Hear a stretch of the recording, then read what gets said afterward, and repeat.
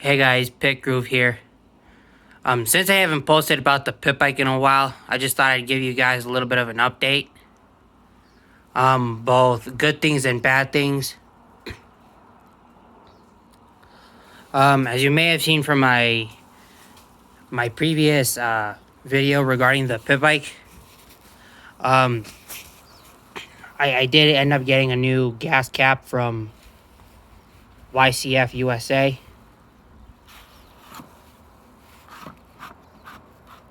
Which, if I have to say anything about it, it's definitely so much better than the billet aluminum gas cap that comes stock on the 2020 Piranha YCF pit bikes. The 125, the 190, and this one, the 140. So, like I had mentioned previously, let me take it off for a second time. The reason I ended up getting it was the billet aluminum cap was starting to chew up the threads on the gas tank, and that was the second time that I had that happen to me. The first time I actually had to replace the tank since the threads got so chewed up. And honestly, the plastic cap actually does a much better job of providing a seal on the gas tank, so no gas spills out while you're riding, which was a common issue with the billet cap. It just wasn't sealing quite tight.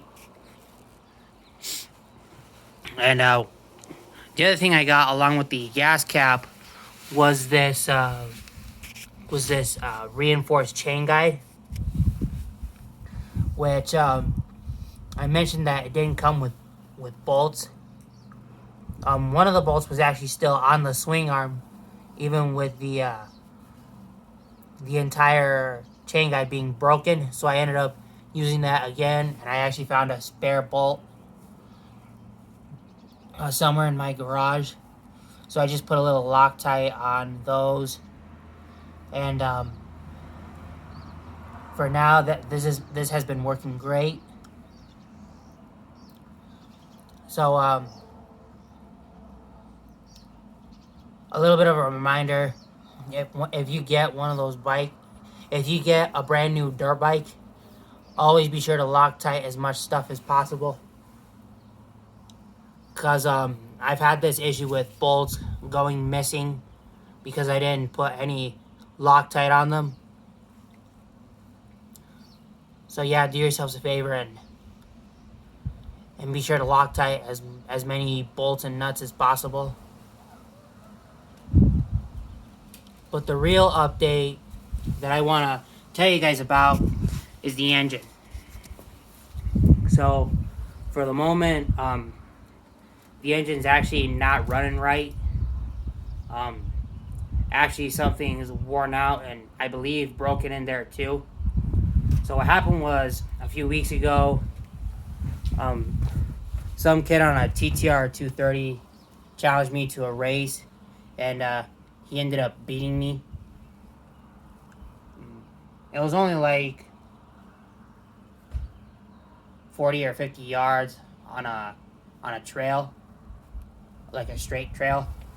But what happened was, I was pushing the motor so hard that I could actually see oil spewing out of my seals. And I'm pretty sure mainly from my sprocket shaft seal. And the kid I was racing actually caught onto that. The first suspicion was that the chain was too loose, so I didn't end up tightening that, and I thought that fixed the problem, but that didn't help. Oh, another thing, after the race, I tried to continue on with my ride.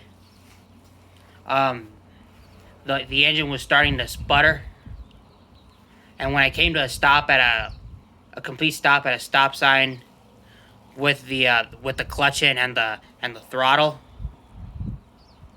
and the letting the throttle off, excuse me. I pulled in the clutch. Like I said, I pulled in the clutch, let go of the throttle, and started shifting down, and my engine just shut off on me. And when I tried to start it back up, it wouldn't start. So, a few days later, after tightening up the chain, changing the oil, and giving the bike a little bit of a wash, I tried to go on a ride just to see if the engine for some reason fixed itself. But unfortunately, that was not the case, because after letting it warm up for a few minutes, I would do my usual thing. I would pull in the clutch, drop it into gear, give it throttle, and nothing. The bike literally would just not go anywhere.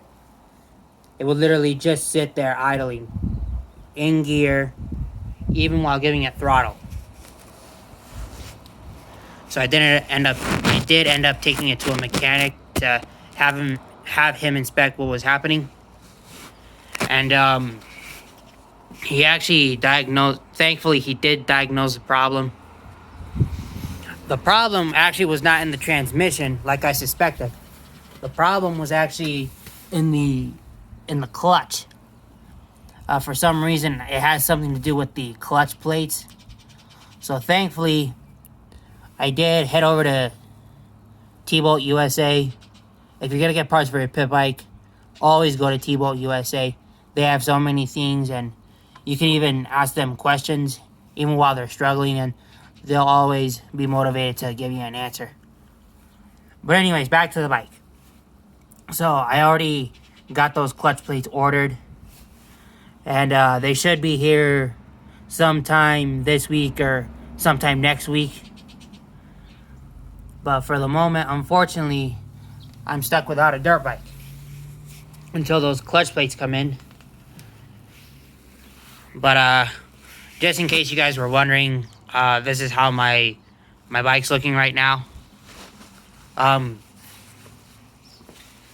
honestly, for some stupid reason, I think this might be the first time someone has reported a problem with a Piranha 140 engine.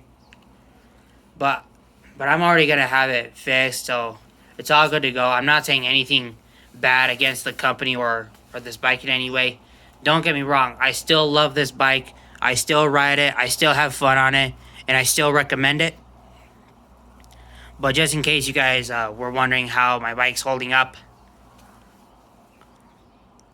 So, yeah, that's my update. If you have any questions, be sure to leave them in the comments below, and I'll be sure to answer as many as I can. So, yeah, thank you.